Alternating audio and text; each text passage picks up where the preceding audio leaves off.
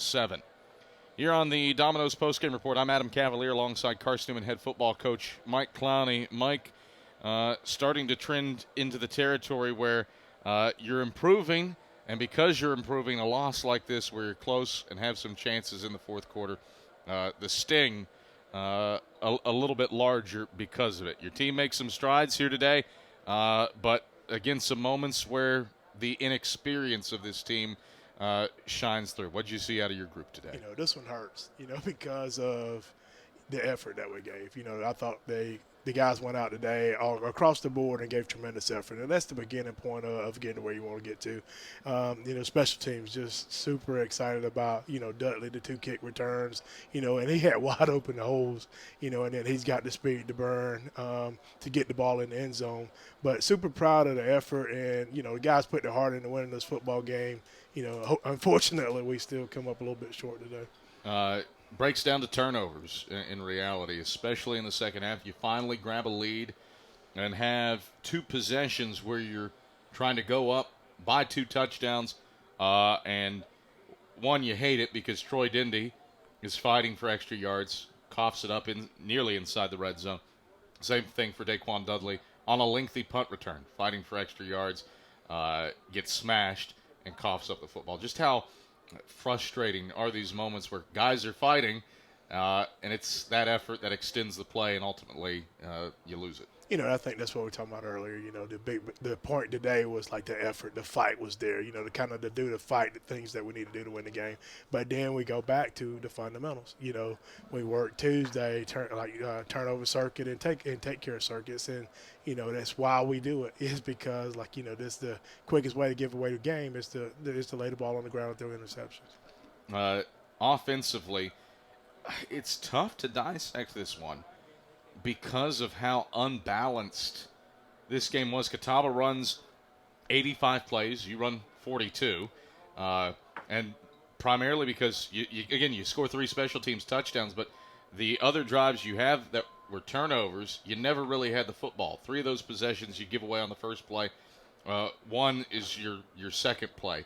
Just how much did time of possession impact this, especially late with your defense being on the field for 40-plus minutes? I think that's where it does come back to hurt you. They basically consumed the ball the entire first quarter.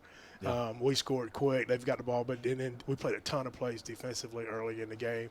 I thought the guys did a good job as far as standing up to it, because there were some things there to kind of keep them encouraged.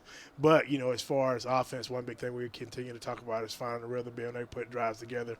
And that's where we're a little bit still disappointing, because we don't give ourselves a chance getting that rhythm. Even when we do have the ball, we have to take care of it and we have to move it. Ty Drickus-Helms, a pleasant surprise, his first major snaps at receiver, and impressive work. 2 catches for 72 yards. What did you see out of him in his first significant time as a pass catcher? Ty's going to be a good receiver here. He's had it tough.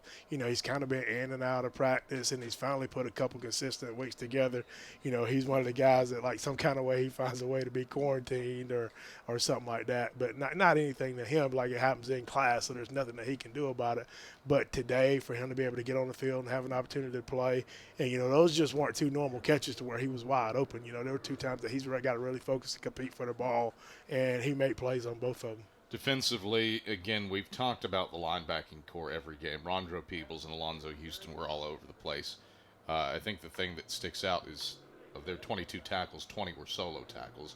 But the same is true for one of your defensive linemen, Justice Alexander. I don't know the last time I saw a defensive lineman with 7 tackles and they were all solo tackles. Justice he's been, I wouldn't say a pleasant surprise. He transfers here from Michigan State, but just his growth and development since he's been here. He's bought into being an Eagle. And I think that's one of the biggest things that you want as a coach is you want your guys to buy into being, here and doing what we do here, because what we do is different. We ask our guys all the time to get themselves up for the team, because that's what Christ did for us. And just to watch, Justice kind of transition. He got baptized, and then just to kind of watch that transformation kind of happen, in his life and on the field is really exciting. This is, again, a game that just so bizarre. In how it shapes up with the kind of the seesaw battle, but you never really had the football. if you could go back, is there anything that you change in hindsight? Yeah, we don't turn the ball over. I put that one on the tee for you, didn't I? Yeah, you did. And that's where you don't want to make fun of it or laugh about it. It's frustrating, but there is something that's to that. Like, we've got to, take care of the football.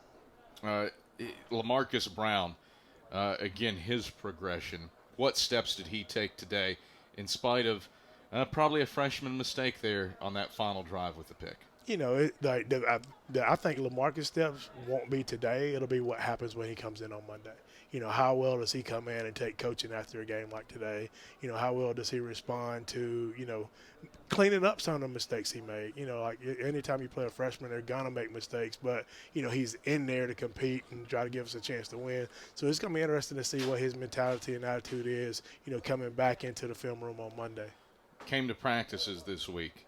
And the practices that you had, the energy, the enthusiasm, didn't feel like an 0-4 team. It felt like a team that's 4-0 and battling for a playoff spot. The energy, the enthusiasm was evident across the field on the sideline today. How do you keep that in place and keep this team glued and gelled together as it fights through this adversity toward the back half of this season? I think for us, the biggest thing is like everything that we do it in love. And we do it in love and concern because we care about our guys, and we want our guys to grow and develop, be the best players, be the best people that they can be. And so the glue that holds us together has got to be love. And that's where it was good to see a couple of them attack a couple issues. Every now and then you're going to have some problems, but they attacked it from a standpoint of love. Like, this is about us. No one's giving us anything. We know we got to continue to come out and fight, and that's the only choice we have. You say you have a chance to fight or flee, and flee is not an option for us. So, we just get ready to come back out and fight again next week. All right, Mike Clowney, thanks for the time. We'll talk to you finally back home in Berktar Stadium after a month on the road. It's going to be fun to be back at home. That is Carson-Newman head football coach Mike Clowney. Domino's postgame report returns after these messages.